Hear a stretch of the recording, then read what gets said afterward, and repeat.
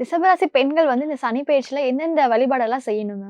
ரிஷப ராசி பெண்கள் இந்த சனி பெயர்ச்சியில அம்பாள் வழிபாடு அப்படிங்கிறத நிறைய பண்றது ரொம்ப நல்லது. அம்மனுக்கு குறிப்பா குங்கும அர்ச்சனை அப்படிங்கிறத இவங்க செஞ்சுக்கணும். சிவன் கோயில்ல உள்ள அம்பாள் எல்லாருமே சாந்த ஸ்வரூபமா இருப்பாங்க. அந்த அம்மனை போய் கும்பிட்டுக்கிறது ரொம்ப நல்லது. அதே மாதிரி மகாலட்சுமியும் சுக்கிரனுக்கு அதிதேவதை. ஸோ இந்த 2 வழிபாடையும் இவங்க திரும்ப திரும்ப மேற்கொண்டுட்டே வரும் பட்சத்துல இவங்களுடைய வாழ்க்கையில நல்ல மாற்றம் இந்த சனி பெயர்ச்சியில ஏற்படுறத கண்கூடா பார்க்கலாம். பூஜை ரூம் அப்படிங்கிறத பூஜை அறையை ரொம்ப சுத்தமா வச்சுக்க வேண்டியது அவசியம். தினமும் 2 தீபம் ஏத்துறதுங்கிறது நல்ல பலன்கள ரிஷபராசி பெண்களுக்கு பெற்று தரும். Okay ma'am. சில பெண்கள் கோயிலுக்கே போகாம இருப்பாங்க. ஸோ அவங்களுக்காக லைஃப் ஸ்டைல் ரெமெடிஸ்ன்னு ஏதாவது இருக்கா மேம்? ரிஷபராசி பெண்களுக்கு இந்த சனி பெயர்ச்சியில? இந்த சனி பெயர்ச்சியில ரிஷபராசி பெண்களுக்கான வாழ்வியல் பரிகாரம். தயிர் அதிகமா சாப்பாட்டுல சேர்த்துக்கணும். ஸோ எனக்கு தயிரே ஆகாதுங்க. அதெல்லாம் எனக்கு வந்து பால் ப்ராடக்ட்ஸ் எல்லாமே அலர்ஜினா வெள்ள மொச்சன்னு நீங்க கேள்விப்பட்டிருப்பீங்க.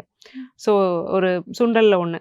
ஸோ அந்த வெள்ள மொச்சை அப்படிங்கிறதுக்கு காரகமான கிரகம் யாருன்னா சுக்கிரன். ஸோ அத அடிக்கடி ஒரு சுண்டல் செஞ்சு சாப்பிடுறது, இல்ல ஒரு கிரேவியா சாப்பிட்டு இன்டேக் பண்ணிக்கிறதுங்கிறது நல்லது. இனிப்பு சுவை அப்படிங்கிறத கொஞ்சம் சேர்த்துக்கணும். அதுக்காக கடையில வாங்கி ஸ்வீட்ஸா சாப்பிடுங்கன்னு நான் வரல.